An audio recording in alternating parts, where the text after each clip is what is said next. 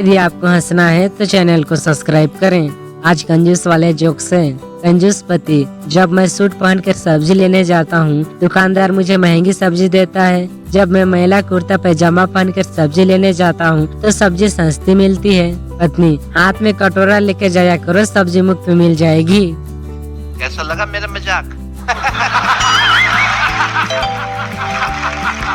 Taxi driver कंजूस passenger से, sir गाड़ी के ब्रेक फेल हो गए हैं, अब क्या करूं? पैसेंजर गुस्से से, आराम खोल, पहले मीटर बंद कर।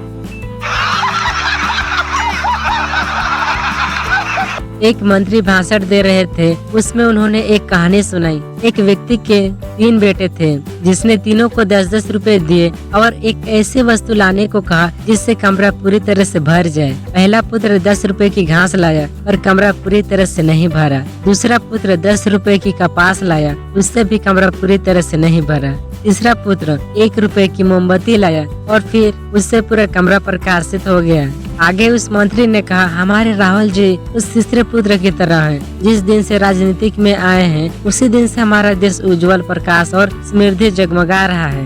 कभी पीछे से अन्ना के आवाज आई, बाकी के 9 रुपए कहाँ हैं?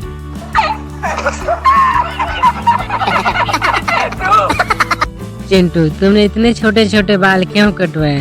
बिट्टू, दरअसल नहीं के पास 5 रुपए छुट्टे नहीं थे, तो मैंने कहा कि 5 रुपए की और काट दूं।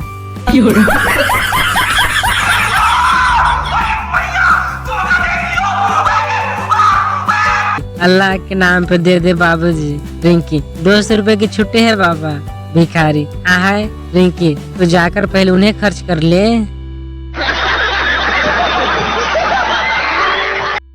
मोहन, मेरे पापा इतने होशियार हैं कि वे जब भी माचिस लेते हैं तो माचिस की तीलियां खोलकर गिनते हैं। सोहन, ये तो कुछ भी नहीं है। मेरे पापा तो इतने होशियार हैं कि वे जब भी माचिस लेते हैं तो सारी तीलियां जलाकर देखते हैं।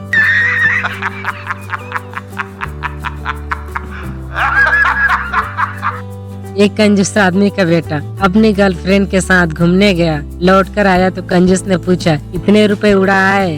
बेटा, 250। यह सुनकर कंजूस नाराज होकर गालियां देने लगा। बेटा, और क्या करता बापू, आपके पास इतने ही थे।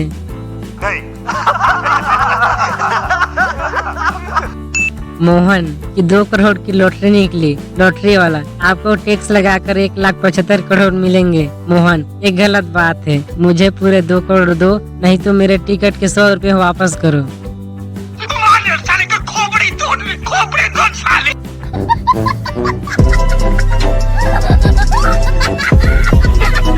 आज शाम तक अगर 50,000 रुपए का इंतजाम नहीं हुआ तो मैं बेइज्जत से बचने के लिए जहर ही पी लूंगा। क्या तुम मेरी मदद कर सकते हो दोस्त? क्या करूं, मेरे पास तो एक बूंद भी नहीं है।